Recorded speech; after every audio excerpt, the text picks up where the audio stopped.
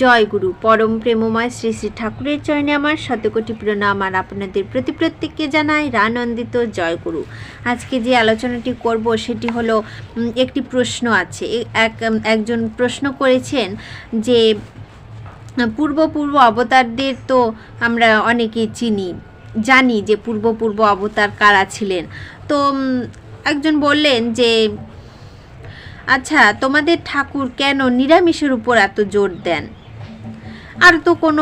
আর যারা পূর্ব অবতার আছেন তারা তো কেউ নিরামিষের উপর জোর দেননি, তাহলে তোমাদের ঠাকুরই কেন নিরামিষের উপর জোর দেন?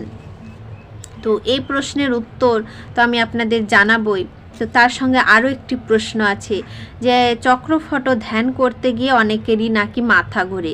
তো এটা কেন ঘোরে? অনেকে সহ্যই করতে পারেন না, চক্র ছবি যখন ধ্যান করেন তখন অনেকে সহ্য করতে পারেন না। তো কেন সেটা হয় আজকে সেটাই আলোচনা করব। খুবই গুরুত্বপূর্ণ একটি ভিডিও, আপনারা অবশ্যই মনোযোগ সহকারে কিন্তু শুনবেন। চলুন শুরু করছি।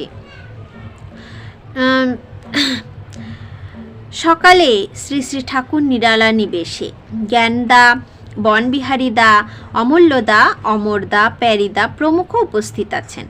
সেখানে অমরদা প্রশ্ন করলেন। একটা প্রশ্নের জবাব ঠিক দিতে পারিনি। কি সে প্রশ্ন? আমার আত্মীয়দের মধ্যে এই প্রশ্ন করেছিল যে পূর্ব অবতারদের কথা সাপোর্ট মানে সমর্থন এই কথা বলেন তোমাদের ঠাকুর, কিন্তু পূর্বতন অবতাররা নিরামিষের উপর তো তেমন জোর দেননি। পূর্ব অবতার তো মাছ খেতেন, কিন্তু তোমাদের ঠাকুর তা না মেনে মাছ মাংসের বিরোধিতা করেন কেন? যে আমি বললাম কেন আমাদের ঠাকুর নিরামিষের উপর এত জোর দিয়েছেন, অন্য অবতাররা তো মাছ খেতেন। শ্রী শ্রী ঠাকুর বললেন, নিরামিষের উপর জোর দিই এই জন্য যে আমিষ খেলে লংভিটি মানে আয়ুষ্কাল কমে যায়। তারা খেতেন সেজন্য মানা করি না। আমি মানা করি কারণ আমি দেখেছি ও খেলে ভালো হয় না।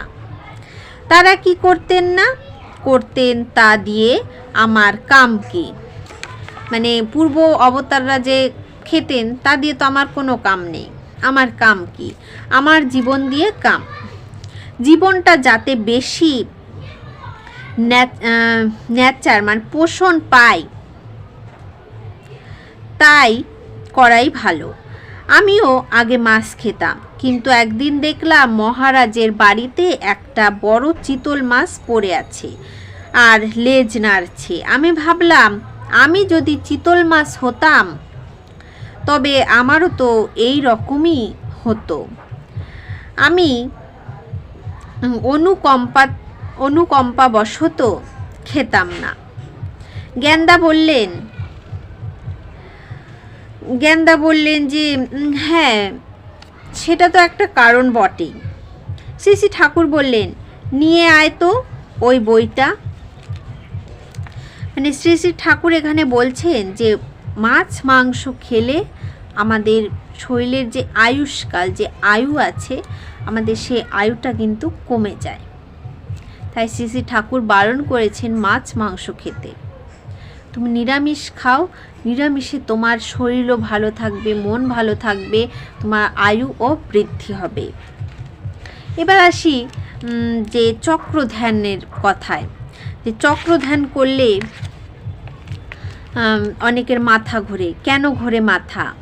কেন সহ্য করতে পারেন না? শ্রী শ্রী ঠাকুর বললেন, প্রথমে না দিলেই হয়। প্রথমে যদি আধ ঘন্টা করে করতে আরম্ভ করে তবে ওই রকম হয়। সকলে সহ্য করতে পারে না। মানে প্রথমেই যদি আমরা একদম আধ ঘন্টা করি আর মাথার মধ্যে ওই ছবিটা যদি আমরা আনতে চাই, দেখবেন অসম্ভব মাথা ঘুরবে।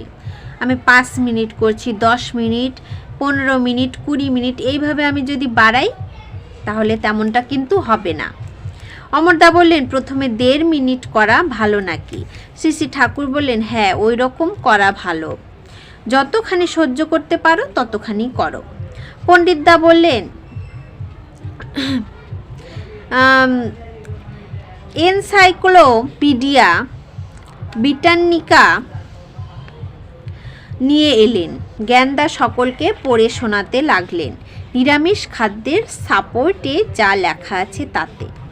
পৃথিবীর কোন কোন নামকরা লোক, কোন নাম করা লোক মানে নিরামিষ খেতেন তাদের নামও পড়ে শোনালেন। অনেক নাম করা লোকও কিন্তু আছেন যারা নিরামিষ খান।